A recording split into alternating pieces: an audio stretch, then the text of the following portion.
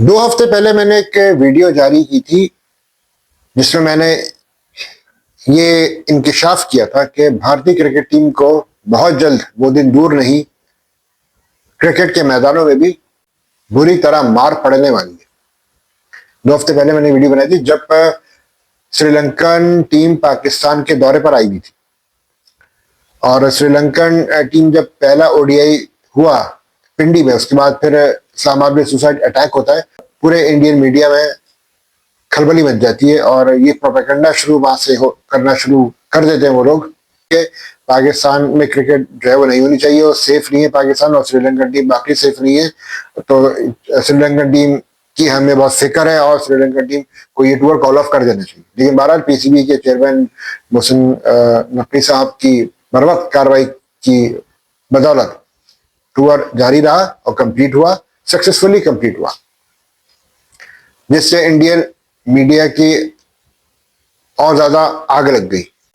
उनकी जो ख्वाहिश थी कि ये टूर कॉल ऑफ हो जाए, श्रीलंकन टीम वापस चली जाए और हम दुनिया को ये बावर करा दें कि Pakistan is not safe for the cricket, लेकिन ऐसा नहीं हो सका। उनके जो अज़ाइम थे वो नाकाम बना दिए गए अल्हम्दुलिल्लाह।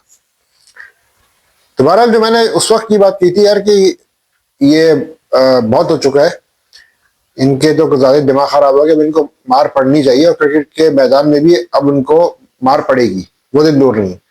और वो कहते ना कि जी ये शेर को हमेशा सवा शेर ही टकराता है, बिल्कुल ऐसा ही हुआ। टेस्ट सीरीज साउथ अफ्रीका ने बुरी तरह हराई इंडिया को। पहला टेस्ट मैच नील बैटिंग फिनिश हुआ, 124 रन चाहिए थे, हालांकि इंडिया को जीतने के लिए जीत सकता था इंडिया। 97 पे पूरी टीम आउट हुई। दूसरा टेस्ट भारत तारीखी शिकस्त से दो चार हुआ जब उन्हें 408 रन से मार पड़ी। कभी भी इंडिया इतनी बुरी तरह नहीं हारा अपने ही घर पे।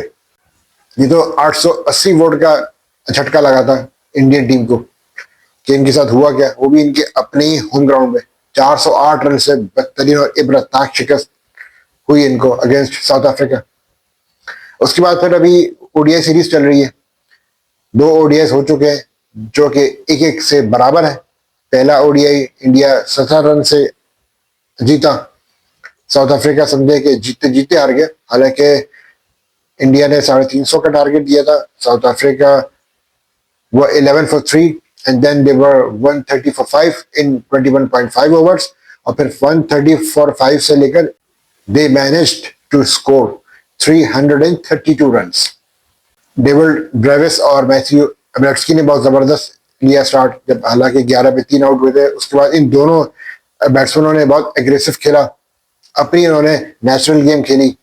उसके बाद फिर मार्को येंसन ने 79 रन की शानदार इनिंग खेली 30 बॉल्स पे गालिबन। उसके बाद फिर कॉर्बिन बॉश एंड तक ले गए थे। इन दोनों बॉलिंग ऑलराउंडर्स ने शानदार कारकर्दगी का दिया मुजाहरा और साउथ अफ्रीका को जीत के राह पर ले आए थे, लेकिन बहरहाल उनके पास चूंकि विकेटें नहीं थी, 49.2 ओवर्स में उनकी पूरी टीम 332 रन पर आकर आउट हो गई थी। तो इंडिया समझे कि हारते हारते फिर ये कि जीत गया था। दूसरी ओडीआई में तो कमाल हुआ, इंडिया ने फर्स्ट बैट किया, 358 का दिया टारगेट। अच्छा, मजे की बात, दोनों ओडीआई में विराट कोहली ने बैक टू बैक 100 स्कोर किए। ऑब्वियसली विराट कोहली क्लास है और विराट कोहली ने जिस तरह से बैटिंग की, पूरी साउथ अफ्रीकन बॉलिंग लाइनअप को उन्होंने उछेड़ के रखा। इसके अलावा रोहित शर्मा, केएल राहुल, जबरदस्त की बैटिंग, और कोहली एक डिफरेंस नजर आया in between the two sides. Kohli की जो प्रेजेंस थी, कोहली की जो परफॉर्मेंस थी, और अब ये सवाल उठना शुरू हो गए थे पहले भी और उसके बाद भी हुए कि यार के टेस्ट स्क्वाड से विराट कोहली को क्यों हटाया गया, क्योंकि विराट कोहली की ऑब्वियसली भी टेस्ट क्रिकेट बाकी है, लेकिन उनको टेस्ट स्क्वाड से हटाना नहीं चाहिए था। अगर हटाना ही था तो कोई ऐसी रिप्लेसमेंट आनी चाहिए कि जो कि उनकी टीम को थोड़ा संभाला देती, क्योंकि शुभमन गिल भी हो गए थे इंजर्ड। उन्होंने प्रेफर किया ऑलराउंडर्स को, जिसकी वजह से उन्हें बुरी तरह मार पड़ी, जिसकी वजह से और इवन इसकी वजह से फिर गौतम गंभीर भी बहुत ज्यादा तनकीद की जरूरत। बहरहाल दो जो ओडीआईज में साउथ अफ्रीका, मैं भी जो बात कर रहा था, 358 रन का जो टारगेट मिला था साउथ अफ्रीका को इंडिया की तरफ से, साउथ अफ्रीका ने वो सक्सेसफुली चेस किया और आराम से चेस किया। 49.2 ओवर्स में उन्होंने 358 रन आराम से बना लिए। 4 विकेटों से मैच उन्होंने जीता। पहले और दूसरे ओडीआई में फर्क किया था कि साउथ अफ्रीका जब चेस कर रहा था तो शुरू में साउथ अफ्रीका ने विकेटें गंवाई थी, और दूसरे ओडीआई में साउथ अफ्रीका ने फर्स्ट 10 ओवर्स में सिर्फ 1 विकेट गंवाई थी। और एडन मार्करम ने बहुत जबरदस्त दी परफॉर्मेंस, 103 रन बनाए। और फिर मैथ्यू ब्रेट्सकी और ब्रेविस ने बहुत जबरदस्त खेला। दोनों ने क्विक फायर 50s की स्कोर। इसके बाद फिर जो आने वाले थे बैट्समैन, उन्होंने भी अपने हिसाब से शानदार कारकर्दगी का मुजाहरा किया, और यूं साउथ अफ्रीका 358 रन चेस कर गया against India in India. India की सरजमीन पे साउथ अफ्रीका ने ये हाईएस्ट एवर स्कोर चेस किया है, जिसकी तवक्को नहीं की जा रही थी इंडिया की तरफ से। क्या है, इतना हाई स्कोर भी कोई अगली टीम आगे चेस कर लेगी। ऑब्वियसली इंडिया की जो विकेटें होती हैं ओडीआईज में देखा जाए तो बिल्कुल ही फ्लैट होती हैं, इवन T20s में भी बहुत ज्यादा फ्लैट होती है। लेकिन इससे पहले ऑस्ट्रेलिया को भी मार पड़ी और इंग्लैंड को भी मार पड़ी है, लेकिन साउथ अफ्रीका ने बिल्कुल ही डिफरेंट अंदाज में वो उभर के सामने आई है।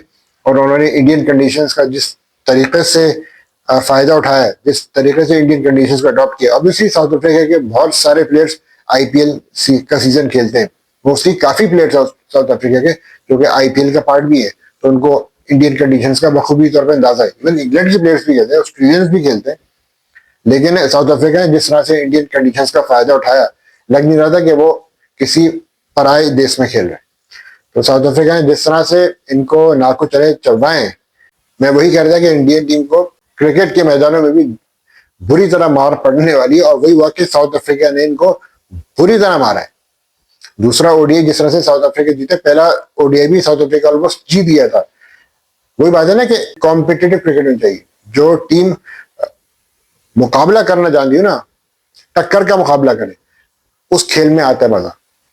इंडिया को हमेशा ये हुआ है कि जब भी इवन जो इंग्लैंड की जो सीरीज थी, इवन इंग्लैंड जो था against India, in India one sided हारा था। ओडीआईज भी और T20s भी वन साइडेड, बिल्कुल वन साइडेड। लेकिन साउथ अफ्रीका ने यहाँ पे इंडिया को एकदम सरप्राइज किया। ऐसा सरप्राइज किया कि इंडियन टीम को खुद समझ में नहीं आ रहा कि इनके साथ हुआ क्या। सेकंड ओडीआई में इनके कप्तान थे टेम्बा बावुमा, जो कि फर्स्ट ओडीआई में शामिल नहीं थे वो, तो उन्होंने भी अपने जो उन पर जो रिमार्क्स उन पर जो कसे गए थे वो ना किए, तो ऑब्वियसली उन्होंने फिर भी अपना जो है वो बदला लिया। और मैं समझता हूँ कि जो भारत को उन्हीं के घर में जो तारीखी शिकस्तों से दो चार किया है, ये बात मुद्दतों दुनिया क्रिकेट में याद रखी जाएगी। तो वही मैं कहता हूँ कि बड़ा बोल डब्बा गोल, और आप जिस किसी को भी अगर नीचा समझेंगे और जिस किसी के लिए भी अगर आप गड़ा खोदने की कोशिश करेंगे, तो इवेंचुअली आप खुद उसी गड्ढे में गिर जाएंगे। इंडिया ये समझ रहा था कि सिर्फ इंडिया ही जो है वो क्रिकेट का चौधरी है, लेकिन साउथ अफ्रीका ने ये साबित कर दिया कि जी क्रिकेट का कोई चौधरी नहीं है। जो इस तरह इंडिया अपने आप को साबित करता है कि सिर्फ क्रिकेट के यही चौधरी हैं, तो साउथ अफ्रीका ने इनकी चौधराहट को नलिफाई कर दिया इस सीरीज में, बिल्कुल नलिफाई कर दिया। और साउथ अफ्रीका आप देखिएगा कि तीसरे ओडीआई में बहुत ज्यादा भारी पड़ने वाली है इनको, क्योंकि दूसरा ओडीआई जिस तरह से उन्होंने 358 रन चेस करके जीता है, इनका कॉन्फिडेंस, इनका मोरल एकदम हाई हुआ है, कॉन्फिडेंस का बूस्ट हुआ है ठक करके, और मोरल का एकदम हाई है। ऑब्वियसली ये टफ फाइट देंगे तीसरे ओडीआई में भी, ऑल्दो दोनों हम पल्ला टीमें, कांटे का मुकाबला होगा, लेकिन साउथ अफ्रीका ने जो होम एडवांटेज था इंडिया का, उसको ऑलमोस्ट नलिफाई किया है। ऑलमोस्ट टेस्ट सीरीज में तो बिल्कुल ही नलिफाई किया, और ओडीआई सीरीज में तो ऑलमोस्ट यानी कि 1-1 से बराबर कर दिए सीरीज। इसके बाद फिर 5 T20 मैचेस की इनकी सीरीज भी है। तो यहाँ पे साउथ अफ्रीका को मैं दाद देता हूँ, उनको मैं सैल्यूट करता हूँ कि the way they perform against India in India, दूसरे के घर में जाके उनको उनके होम एडवांटेज का फायदा ना उठाने देना, ये इस बात पर मैं साउथ अफ्रीका को सैल्यूट पेश करता हूँ। इंटरनेशनल क्रिकेट जारी सारी है। एशियंस का दूसरा टेस्ट भी स्टार्ट हो चुका है आज। देखना ये कि 329 गालिबन इंग्लैंड ने आज बनाया। जो रूट ने अपनी जो 40वीं सेंचुरी थी उसमें से ये पहली इनकी सेंचुरी जो ऑस्ट्रेलियावी सरजमीन में उन्होंने स्कोर की। इसकी वजह से आज जो रूट काफी ज्यादा खबरों की जीनत बने हुए हैं। और देखना ये कि पहला टेस्ट जो इंग्लैंड हारा था अगेंस्ट ऑस्ट्रेलिया, क्या इंग्लैंड टफ फाइट दे पाएगा ऑस्ट्रेलिया को? क्या इंग्लैंड दूसरे टेस्ट में ऑस्ट्रेलिया को चारों शान चित कर पाएगा? उसके लिए डेफिनेटली अभी हमें इंतजार करना होगा। अगले आने वाले कल दूसरा दिन, अब तीसरे दिन में ये बात वाज़ेह तौर पे सामने आएगी कि किस टीम का पलड़ा भारी है। तो इसके अलावा वेस्ट इंडीज और न्यूजीलैंड की भी टेस्ट सीरीज चल रही है। न्यूजीलैंड बहुत स्ट्रॉन्ग पोजीशन में और हो सकता है कि वेस्ट इंडीज को वो आराम से हरा दे। तो इंटरनेशनल क्रिकेट दबा दबा है। पाकिस्तानी क्रिकेट तो का सीजन तो बिल्कुल ऑफ हो चुका है। जनवरी में पाकिस्तान की टीम जो है वो T20 की जो सीरीज चली against Sri Lanka and Australia, against Sri Lanka in Sri Lanka and against Australia in Pakistan.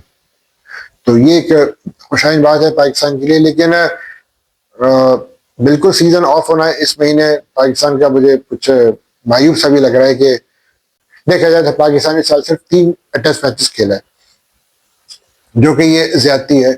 और इस पर मैं समझता हूँ कि पीसीबी को इस मामले पर गहरी तौर पर नजरसानी करनी चाहिए और पाकिस्तान के फ्यूचर टूर प्रोग्राम पे जो FTP स्केड्यूल है इंटरनेशनल क्रिकेट का, जो ICC डिजाइन करता है, उस हवाले से पीसीबी को ICC से काफी सीरियस नोट पर बात करनी चाहिए।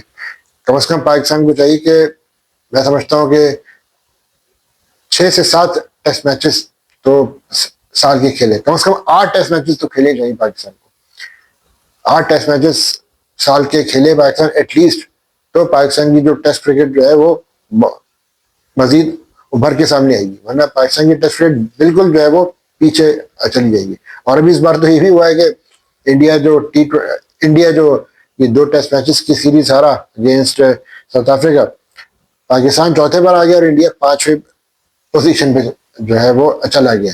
तो इनका जो ख्वाब था ना बिग थ्री फार्मूला, उसको भी कस के मार पड़ी है और इनकी ये आग लगी हुई है कि पाकिस्तान जो है चौथे पे आ गया। हालांकि पाकिस्तान ने साउथ अफ्रीका के खिलाफ सीरीज जो है वो 1-1 से बराबर की और इंडिया अपने होम ग्राउंड में 2-0 से हार गया। तो ये इनको बात और ज्यादा खली हुई है इस वक्त। वही बात है ना कि जिसके लिए गड़ा खोदोगे उसी गड्ढे में खुद ही गिरोगे। ये कि जब शिकस्त से जब किसी भी टीम 2-4 होती है तो ऑब्वियसली तरह तरह की बातें भी होती है, खुल के बातें सामने आती है। कभी कोच को बरी जुबान ठहराया जाता है, कभी कप्तान को या कभी मैनेजमेंट को। जो बातें करते थे BCCI के हवाले से जी के उनका सिस्टम है, बिल्कुल है सिस्टम, दो राय नहीं है। तो वो मुनज़्ज़म सिस्टम अब किधर है BCCI का? हालांकि गौतम गंभीर को तो लॉन्ग टर्म बेसिस पे उन्होंने कोच मुकर्रर किया, गालिबन 2 से 3 साल, और अपना वो टेन्योर पूरा करेंगे। क्योंकि BCCI की जो पॉलिसी हमेशा से रही है, क्योंकि अच्छी है हमेशा से, कि जिसको भी वो अपॉइंट करते हैं उसका टेन्योर वो पूरा करवाते हैं, वो अपना टेन्योर पूरा करके जाता है। पाकिस्तान की तरह नहीं कि जो भी अपॉइंट होता है कोच या कैप्टन या चेयरमैन, उसका ये नहीं पता था कि वो अगले सीजन है भी कि नहीं। ऐसा नहीं होता।